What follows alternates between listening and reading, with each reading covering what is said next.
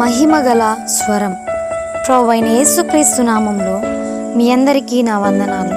ఈరోజు దేవుని వాక్యము మొదటి సమూయేలు గ్రంథము 26వ అధ్యాయము 25వ వచనము. నీవు ఆశీర్వాదము పొందుదువు. నీవు జీవిస్తున్నావంటే దేవుని కృపయే, ఆయన వాత్సల్యతే, ఆయన దయే మన పట్ల అనుదినము చూపిస్తూనే ఉన్నాడు. ఒక్కరోజు కాదు, ఒక నెల కాదు, ఒక సంవత్సరం కాదు, ప్రతిరోజు ఆయన దయను మన పైన చూపిస్తూనే ఉన్నాడు. ఈ లోకంలో ఎవరిని గమనించినా ఒక్కో రోజు ఒక్కో విధంగా ప్రవర్తిస్తారు, పరిస్థితులపైన ఆధారపడి. కానీ ప్రభువు మాత్రం నీవు ఎలా ఉన్నా, ఆయనని ఎంత బాధ పెట్టినా దయ చూపిస్తూనే ఉంటారు కూడా. నీ పట్ల ఆయనకున్న ప్రేమ ఎనలేనిది. ఆయన నమ్మదగినవాడు. మిత్రమా, దేవుని కృపను, ప్రేమను, దయను అలుసుగా తీసుకోవద్దు.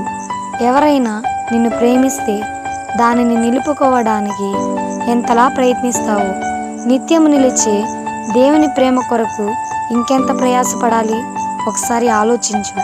ఆయన వాత్సల్యతను పొందుకుంటున్న నీవు ఏం చేయాలి? ప్రతిరోజు ప్రార్థన చేయాలి, వాక్యాన్ని ధ్యానించాలి, ఆత్మీయ సహవాసం కలిగి ఉండాలి, పరిశుద్ధత కలిగి జీవించాలి. ఇవే నిన్ను దేవుణ్ణి హత్తుకుని జీవించేలా చేస్తాయి. దేవుని ప్రేమకు తగ్గ జీవితాన్ని కలిగి ఆయనను సంతోషపరుద్దాం. ఆయన మాత్రమే నమ్మదగినవాడు గనుక కష్టమైన, నష్టమైన ఆయనే ఆశ్రయము, ఆయన కొరకే జీవితము. కథలని స్థిరమైన విశ్వాసులుగా ఉండి ముందుకు కొనసాగుదాం.